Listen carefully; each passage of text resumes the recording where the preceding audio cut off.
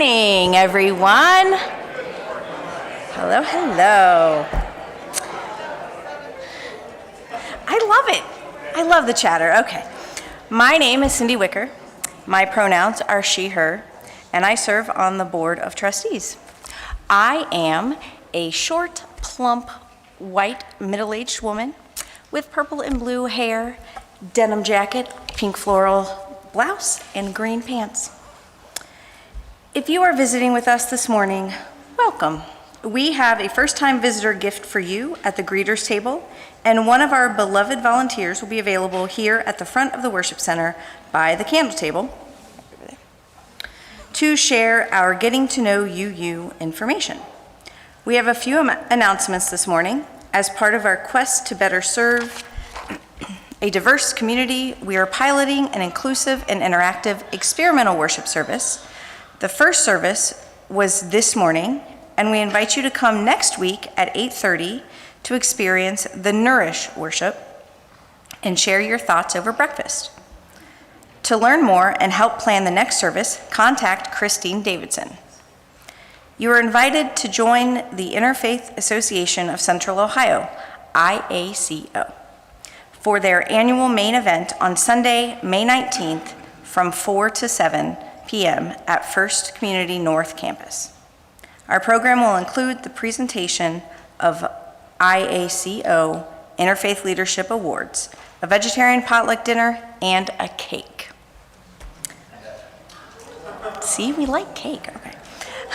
After the service, Minister Shannon High will offer a blessing in the Scatter Garden for those who are grieving the loss of a parent.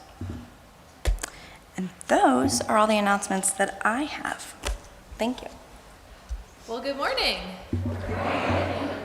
I'm Amanda Hayes. My pronouns are she, her, and I serve as your justice minister. I'm a white woman in my mid-30s with short, spiky hair and glasses.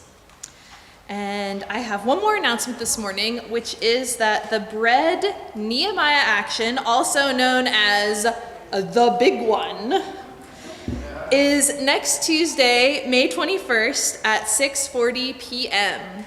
It is the big one because as a church, we have committed to showing up to this interfaith action once a year in the same numbers as to one of our Sunday services. We need all of us to hold our local officials responsible for creating truly affordable housing and solving other serious community problems. You can find out more and reserve your seat in our carpool buses in Beach Hall this Sunday and next Sunday. There's no more Sundays after that because it's the Tuesday, okay? So May 21st, it's coming up really soon. And don't forget, this year, our first UU choirs will be singing at the Nehemiah Action, so, woo! Rises! We now invite you to rise in body or spirit to sing our opening hymn, number 40 in the gray hymnal. Morning hangs a sigil. Signal.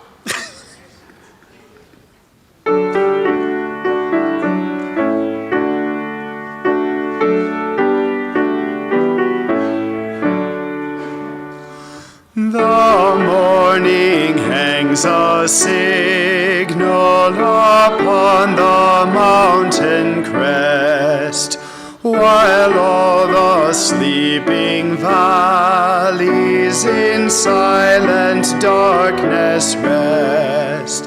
From peak to peak it flashes, it laughs along the sky, till glory of the sunlight on all the land shall lie.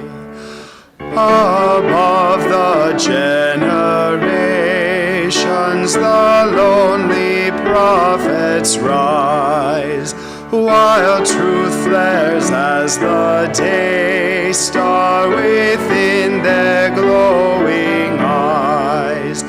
And other eyes beholding are kindled from that flame, and dawn becomes the morning when God's love proclaim.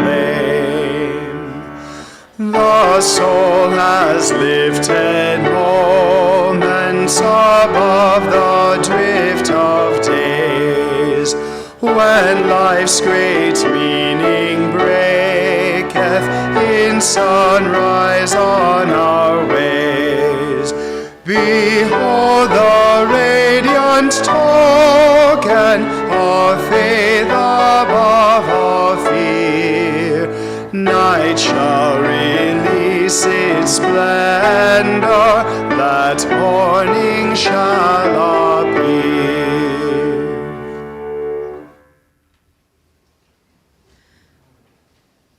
We begin this service by acknowledging that we gather on lands stolen from the Wyandot, Miami, Seneca, Erie, Shawnee, Delaware, and Cayuga people, many of whom were forcibly removed from Ohio. We support the Native American Indian Center of Central Ohio in their Land Back campaign, and know that we have more to do to be in solidarity and true relationship with this land and those indigenous to it.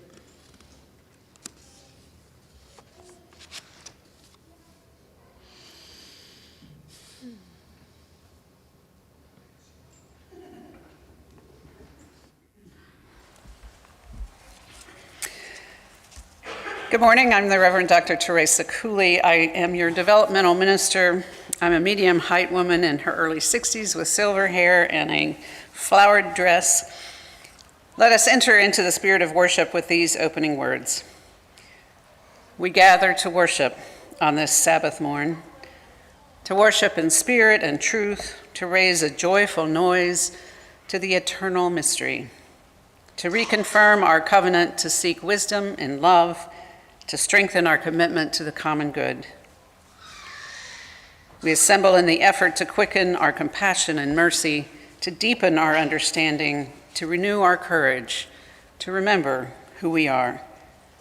Thus do we celebrate the grace and gift of life and practice our faith to the greater glory of the Spirit. So let us all rise in body or in spirit, and while our children meet in the back to prepare to bring in the light, you can turn to your neighbor and introduce yourself.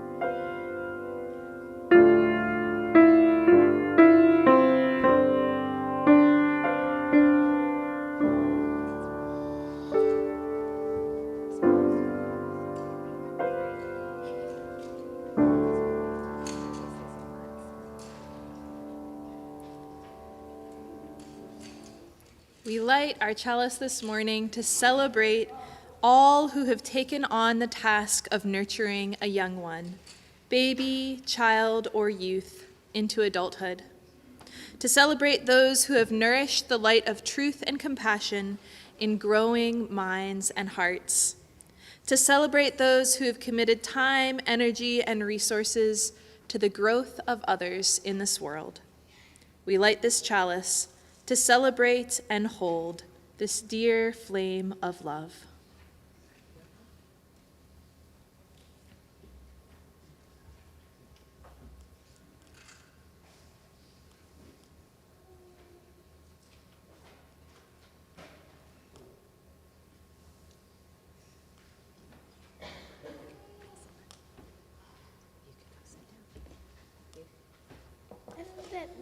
I think that needs some. Thank you, Ollie, for your help lighting our chalice. Good morning. Good morning. I'm Amber Scott, your Director of Religious Exploration, and my pronouns are she, they. I'm a white femme millennial with long, wavy, chaotic brunette hair, and I am wearing a white and blue wrap over a dark dress. I think some of you might know what this is. What is it? It's a mystery box. It's the wonder box that we use in one of our spirit play classes. I wonder what might be inside. That's interesting. Let's see. What's this? A baby bottle. A baby bottle. I wonder. Oh, and here's a card. It says, "Happy Graduation."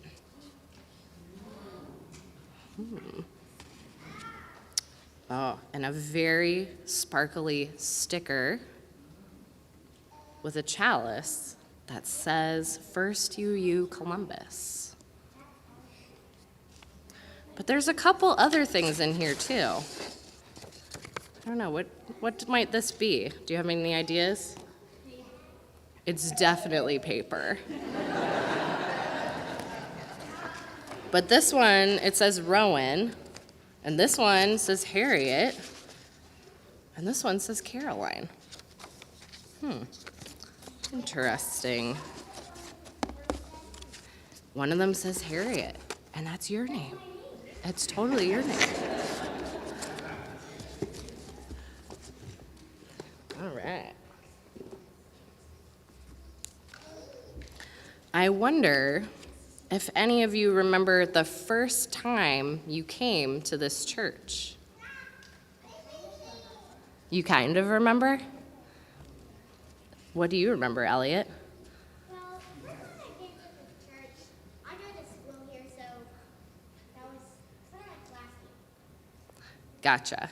So you go to the Red Oak School, so you kind of knew about the church, and then you came and tried it on a Sunday. Yes. Ollie? I think when I went, I was pretty nervous. You were nervous the first time you came? Yeah. If I'm remembering correctly. I think sometimes adults feel that way too when they come to the church for the first time. What's your idea? I mostly remember when I come to this school, I was in this class, but I still thought I just go in the class. I go to what class? For the class, not the Okay. So some kids might be with SYC, the School for Young Children, before they come check out our building on a Sunday. That's another way that some adults come check us out too. I wonder how all of this relates to our service today. We're going to spend some time today celebrating what it's like to be a young person growing and learning here at this church as a part of this whole big community. And I'd now like to invite all the families who are participating in today's child dedication to gather over by the ramp here.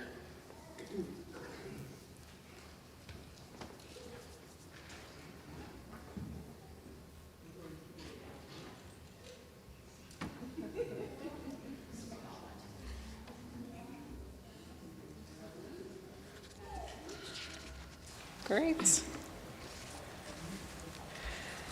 First to use child dedication is open to our children of all ages, knowing that families may find us later in their journey and still want a chance for their young people to be affirmed by our community, or that they may be busy in a given year and hope to participate next year. As part of today's ceremony, we will give each child a rose. Those blooms represent the growth and fullness of life that we wish for each of these young people. The thorns have been lovingly removed to symbolize the way this community will work to protect them while they are still growing. As you hear your child and your family's names, you're welcome to come join us up here on the chancel. Proud parents Julia and Nathan Massey share that their child, Rowan Massey's chief passion is eating solid foods, particularly sweet potato. His other interests include tasting books, ripping up grass, petting kitties, and slamming his toys as hard as he can. Rowan is no stranger to adventure and enjoys an active lifestyle, preferring a day out at the pool, the park, or visiting grandma.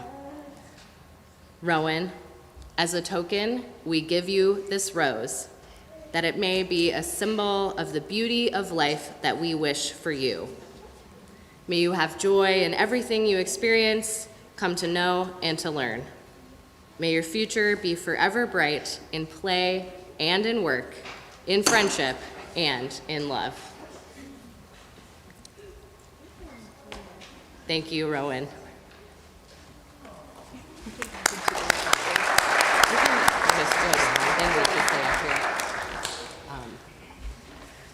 Proud parent Scarlett Nicole Redman, come forward.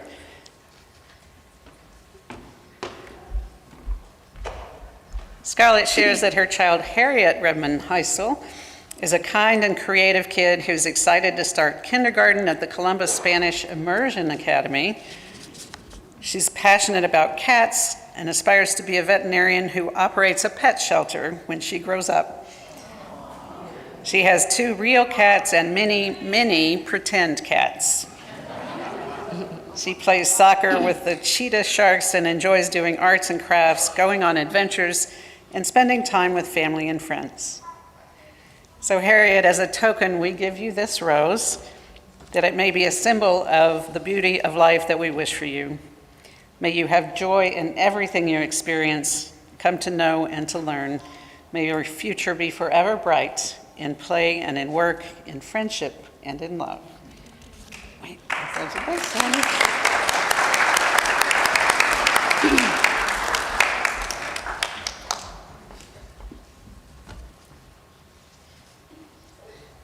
Join us as we celebrate the dedication of Caroline Machersky, a remarkable young person whose commitment to our community shines brightly.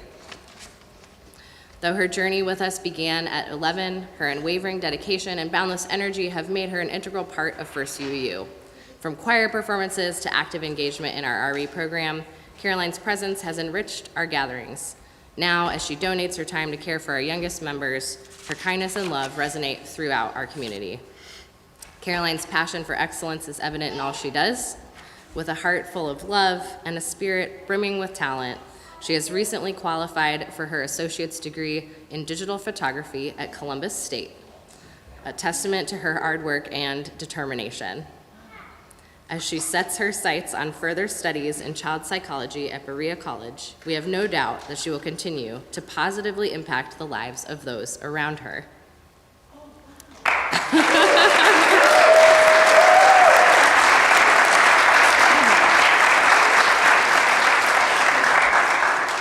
Today, we formally dedicate Caroline to our community, honoring her tireless efforts and boundless potential. May she continue to inspire us all with her compassion, kindness, and unwavering dedication. Caroline, as a token, we give you this rose, that it may be a symbol of the beauty of life that we wish for you. May you have joy in everything you experience, come to know, and to learn. May your future be forever bright in play and in work, in friendship and in love.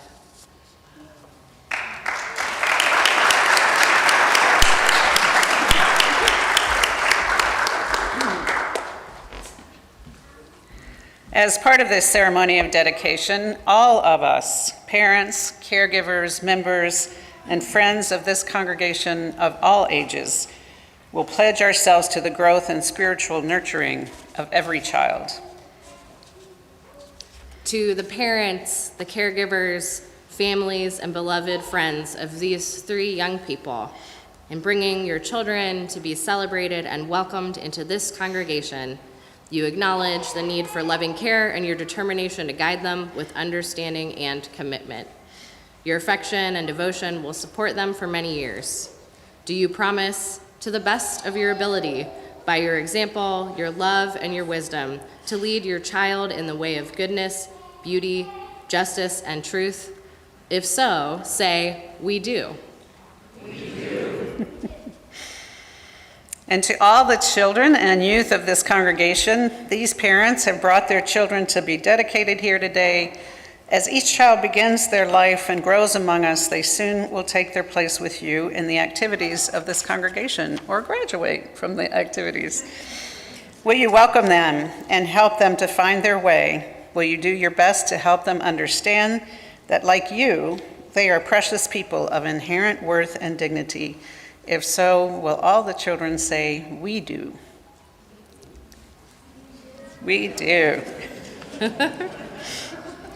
And now we ask our whole congregation, will you, the gathered members and friends of the First Unitarian Universalist Church of Columbus, rejoice with these parents in the presence of their children? Will you take upon yourselves the sacred privilege and responsibility of nurturing their character and spirit, pledging to them and to their parents the love and care of this congregation? If so, say, "We will." We will. For the gift of childhood, whose innocence and laughter keep the whole world young, we all rejoice and give thanks. May these precious lives which we have accepted into our community receive abundantly the blessings of health, love, knowledge, and wisdom, and in their turn give back richly to the common heritage that endures from generation to generation. On their journey through childhood and beyond, may this congregation be for them a firm root, a source of vision, and a circle of love. Blessed be. Amen. Now let us remain seated with our hands over our hearts as we sing, "I Know This Rose Will Open," number 396 in your gray hymnal, to sing our beloved children back to their families and out to class.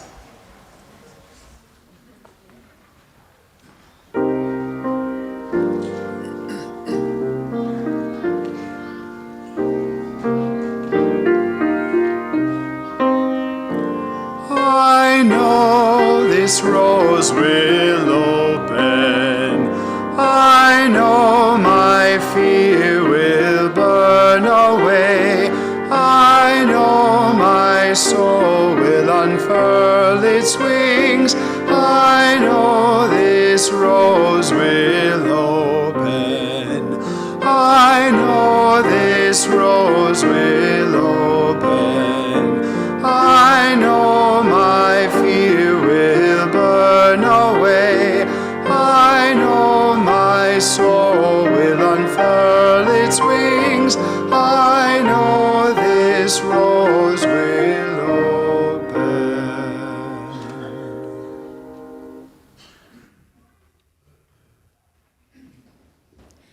In May, we are sharing our offering plate with the Ohio Ecological Food and Farm Association, or OFA. And we have Jessica Crook-Collins, events coordinator at OFA, here today to share more with us. Thank you so much for joining us this morning, Jessica. Thank you all for such a warm welcome. My name is Jessica Kirk-Collins, as Amanda mentioned. I am of medium height build. My pronouns are she, they. I have blonde hair. I'm wearing a black top with sunflowers and yellow pants. I just want to start out by saying thank you so much for being so warm and welcoming. It makes me emotional. You are all so wonderful, and I can just feel the kindness.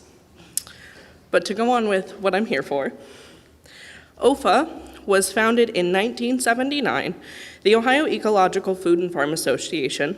Our mission is to cultivate a future in which sustainability and organic farming thrives, local food nourishes our communities, and agricultural practices protect and enhance our environment. Our membership welcomes almost 2,000 members from across the U.S. who support our ongoing work in strengthening our food and farm systems. And by donating to OFA's work, you become a member, receiving newsletters and more direct communications, but now I sound like an advertisement. Our program breakdown starts with our annual conference, education, organic certification, and policy. Our popular annual conference features nationally recognized speakers at an exhibit hall, currently in Newark, Ohio. We also have children's activities, entertainment, locally sourced meals, and more than 60 workshops about sustainable agriculture taught by experienced farmers, advocates, and researchers. We welcome more than 800 folks committed to local food and farms, and consumers and growers alike. Our education side regularly offers educational workshops, webinars, resources, and one-on-one technical support to help new and existing producers.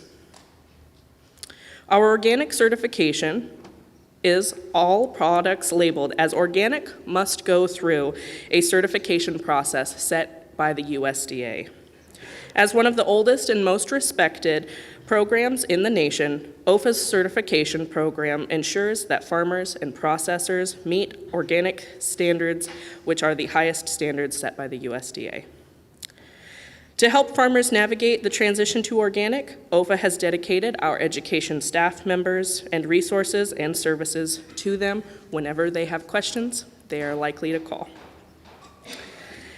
And then we move on to our policy team, which our program advocates for state and federal policies that protect and benefit sustainable agriculture. We also have research and education for the public's right to know, and when working with our OFA members, it gives our folks a voice to, as concerned citizens, family farmers, and organic certified farms, a safeguarding environment where they can speak their voice to our state and federal policies. Regarding a personal story about our policy team and the work that they have been producing, if you line up every single person in the state of Ohio, the 7th person will be an agriculturalist or a farmer in some trade. And to give the agricultural endeavors from the perspective of our late Dave Brandt, who is pictured up here with 2 of our policy members, he was a huge advocate for soil health. He actually was from Fairfield County, just the next county over.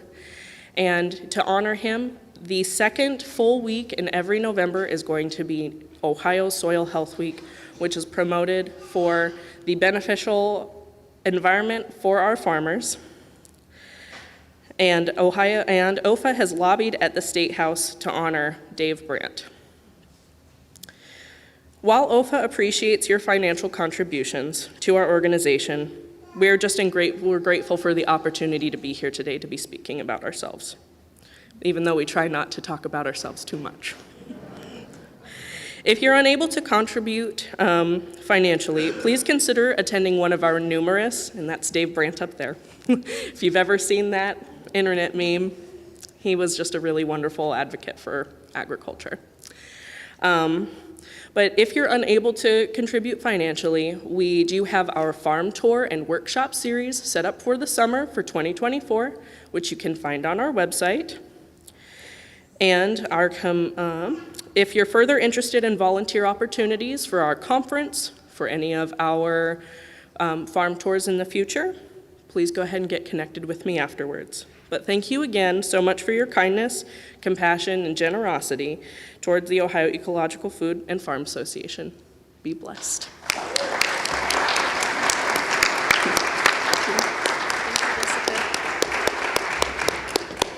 Thank you, Jessica.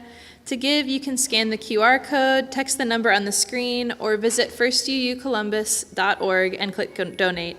Your gifts help build a better church and a better world, and our offering will now be gratefully received.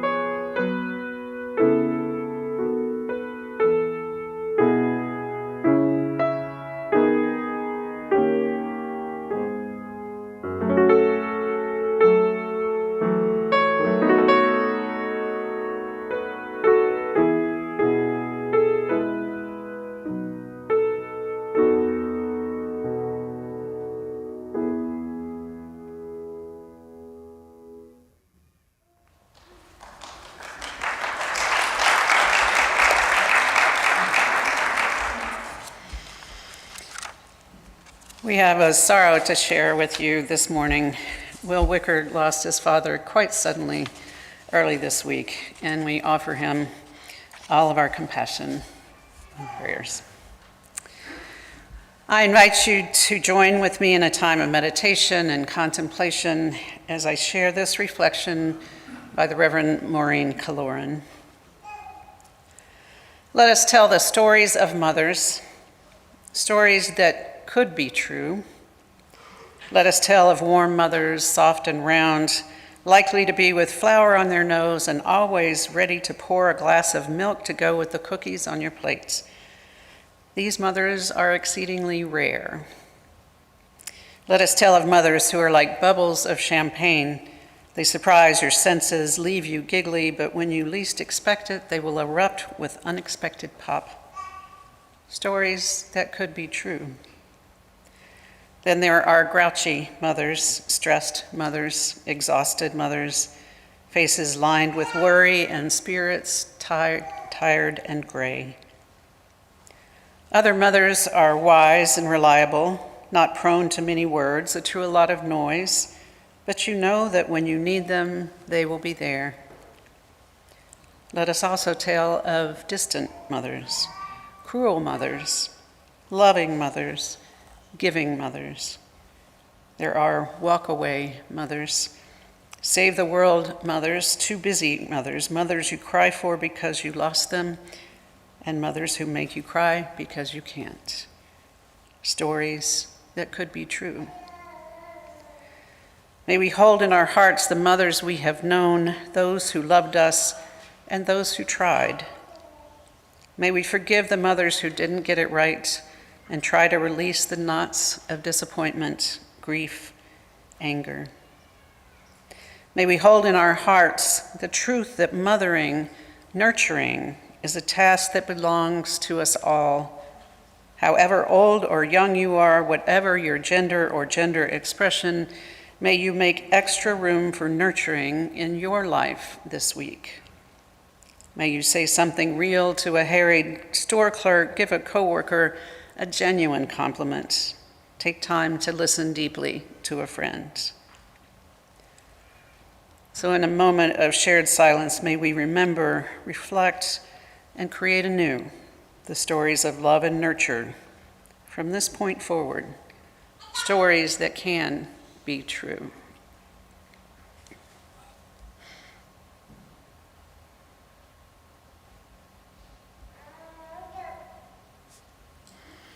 Amen.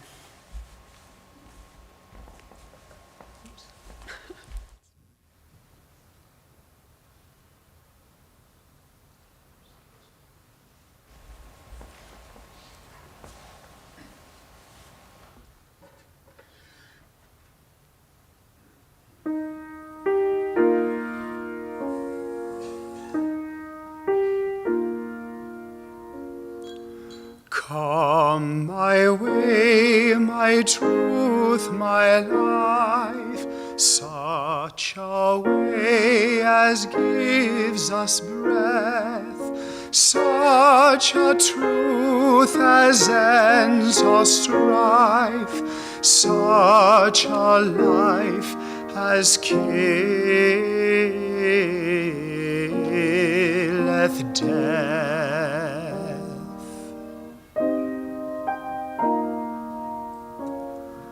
Come, my light, my feast, my strength, such a light as shows a feast, such a feast as mends in length, such a strength as makes his guest.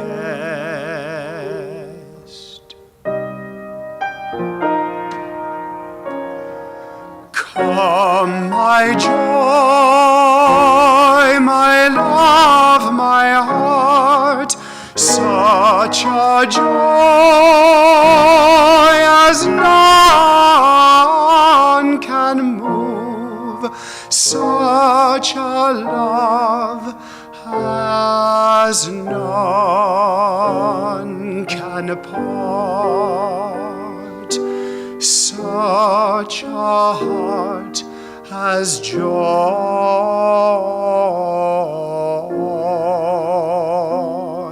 in love.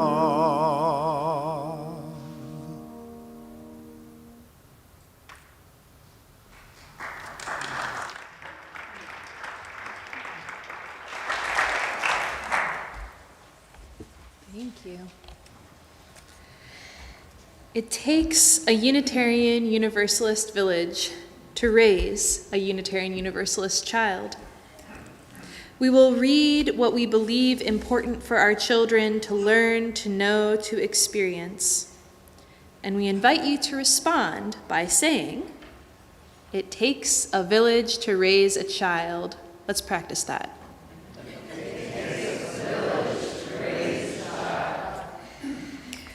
It is important that our children know that they are cared for, to know that they are part of a larger family, an important part of a bigger human picture.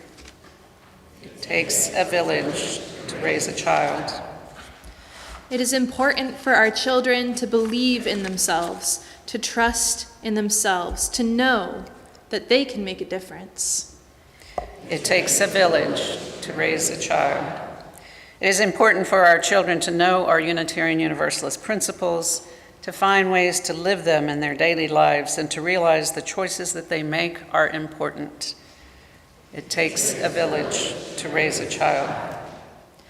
It is important for our children to be able to speak about our faith, to honor its history and its heritage, and to appreciate its heroes and heroines. It takes a village to raise a child. It is important for our children to explore religious truth and meaning in all the world's religions, and to know that ours is a religion worth having. It takes a village to raise a child. It is important for our children to experience the spirit of life, to feel a sense of awe at the grandeur of our world, and to live lives of empathy and compassion.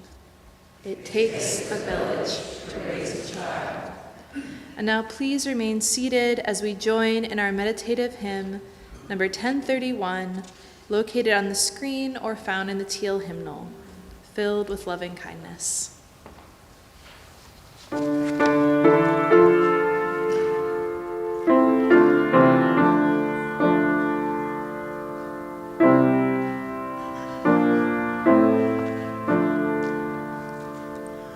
May I be filled with loving kindness. May I be well. May I be filled with loving kindness. May I be well. May I be peaceful and at ease. May I be whole. May you be filled with loving kindness. May you be well. May you be filled with loving kindness. May you be well. May you be peaceful and at ease. May you be whole. May we be filled with loving kindness. May we be well. May we be filled with loving kindness. May we be well. May we be peaceful and at ease. May we be whole.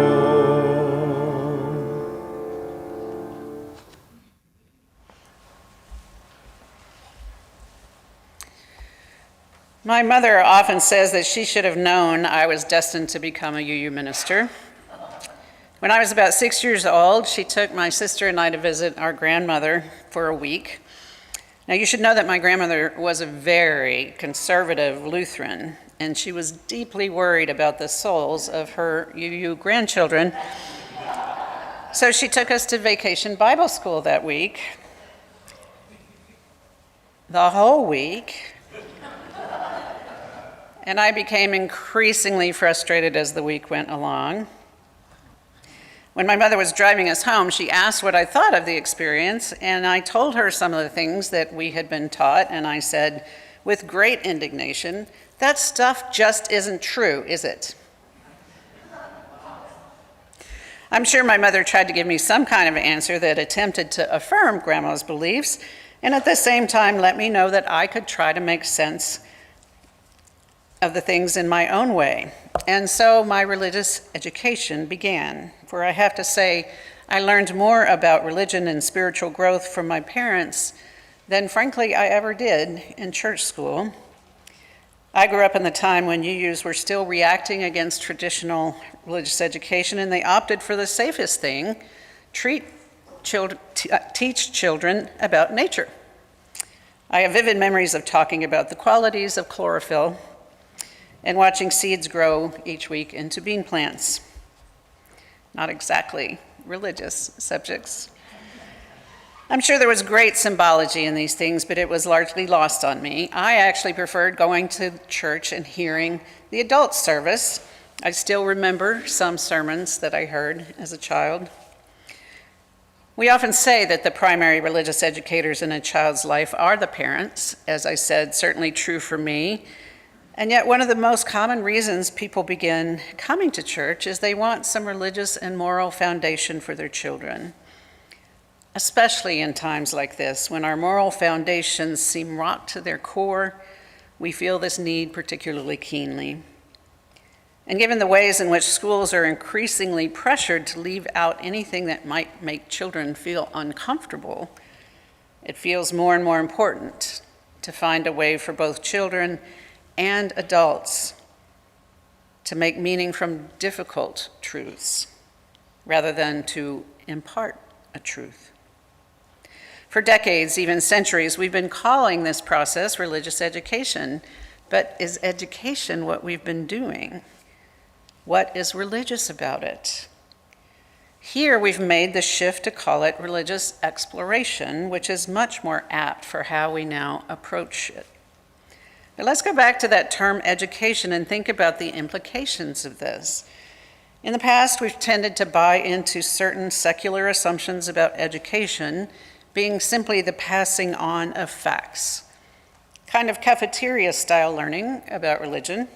Here's some Hinduism, here's some Judaism, some Native American rituals, and kids can just pick and choose and make sense on their own.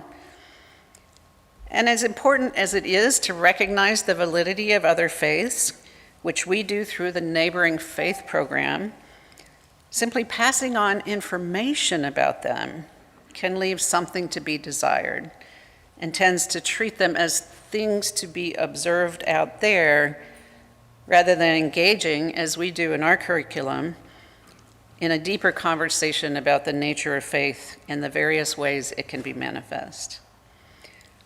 The experiences the participants in the class shared by visiting different communities and engaging with them was about a lot more than information.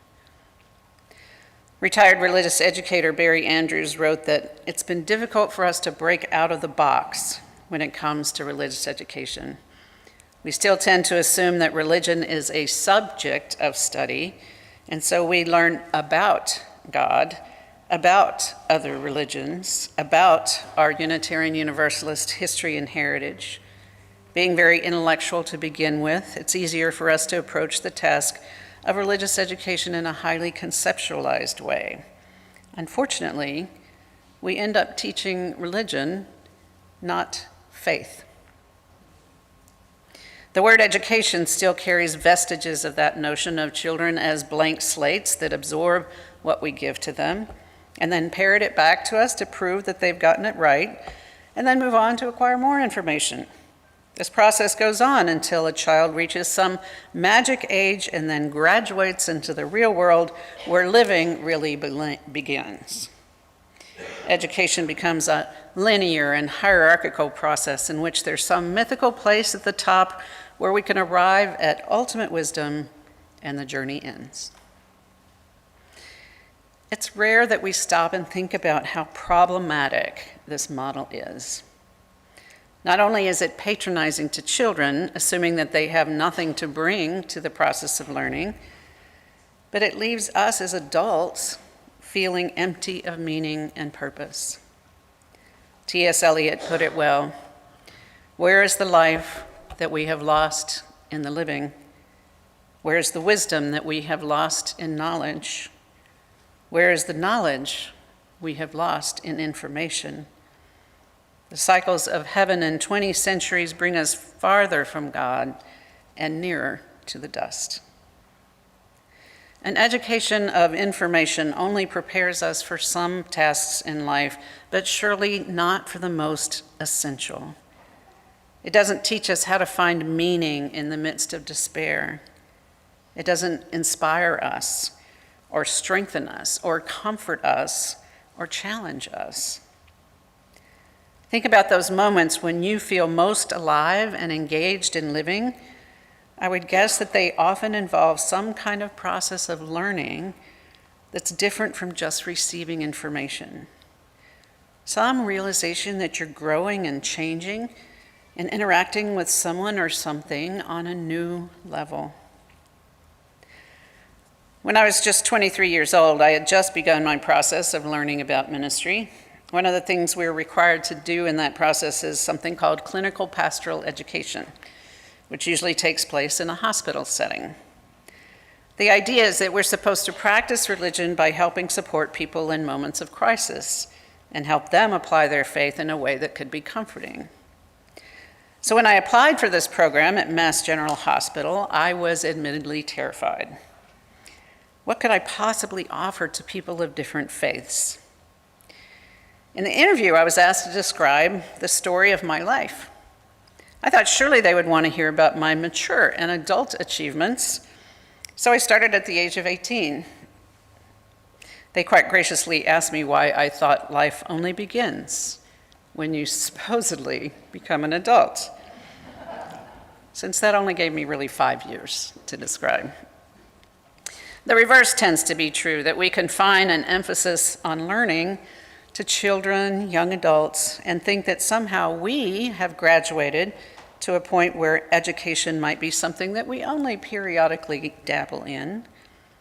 We may not consciously say this, but there are ways in which we do perpetuate this notion.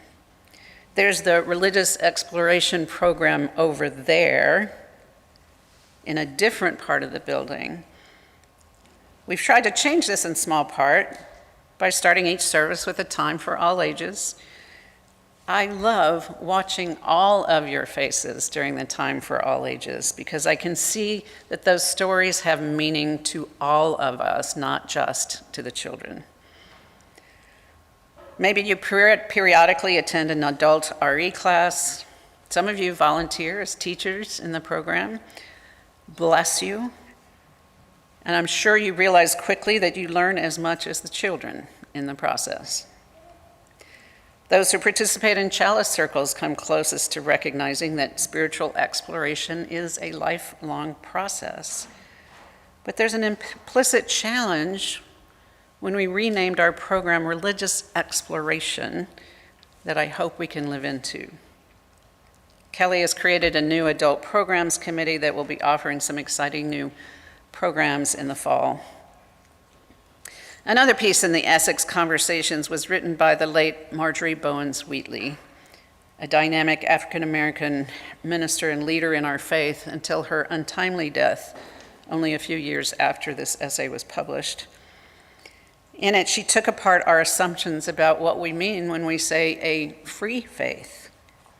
She quotes Mark Morrison Reed, who said that most people of European heritage think of freedom of conscience, freedom, the right to free speech, a quintessentially liberal idea.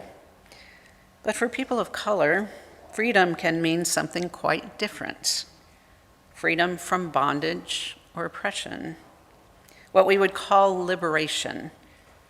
And so Marjorie asked us to consider creating a religious education program that is one of liberation, in which our congregations can become theological centers where people begin to unlearn the things that diminish the human spirit and oppress rather than to embrace life. All of this is what I think we're trying to get at by rebranding our program as Religious Exploration. To me, it means that we engage in an interactive process in which our buried assumptions can be challenged, in which we stir the innate spiritual impulse within each of us, leading us toward a life full of awareness and joy. This process is lifelong and never finished. I'd like to encourage all of you to visit the new Nourish Worship Experiment next Sunday at 8:30 to see how we're trying to create a worship alternative that is interactive rather than something that you just sit and absorb. It's ironic that we talk about Unitarian Universalism as a faith in which you can explore your own understandings, but then the major worship offering mostly involves sitting and receiving. We actually don't have to make this up anew. We can return to some of our oldest roots. Bronson Alcott, the father of Louisa May Alcott, was a radical educator in the late 19th century. Alcott believed that instead of being blank slates, children possessed an inherent spiritual truth, a reality within themselves, and that the purpose of education, any kind of education, not just religious education, was to awaken them to the reality that already exists within them, to connect it to the meaningfulness of life, and to affirm the spiritual dignity and responsibility of each individual. Shouldn't that be our primary mission? Not just with children, but with all of us?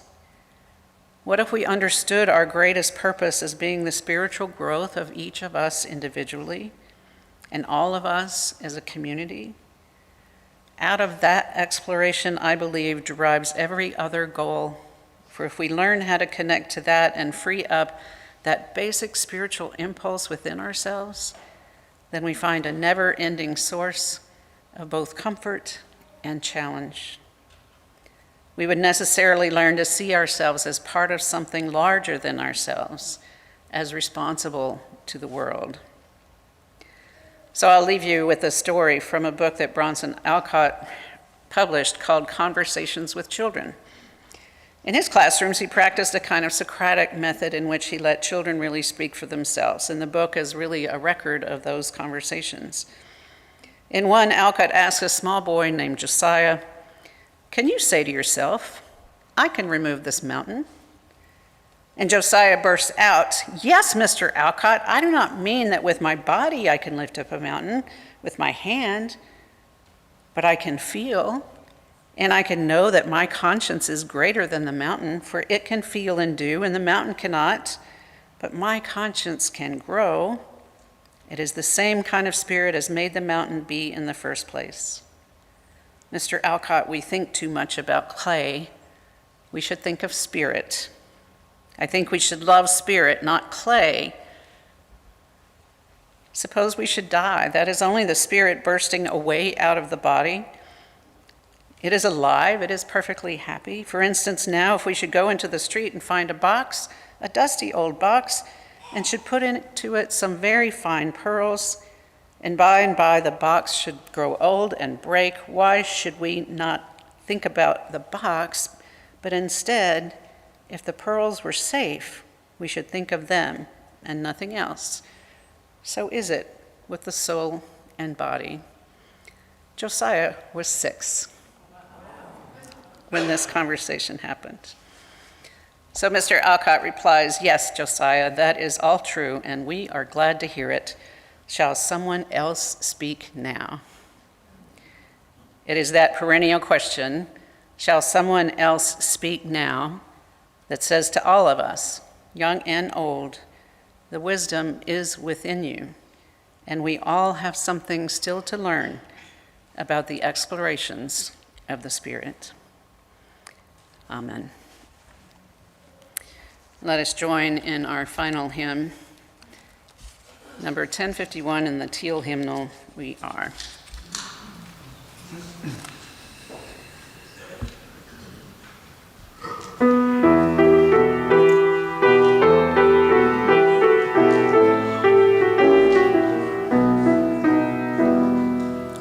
For each child that's born, a morning star rises and sings to the universe who we are.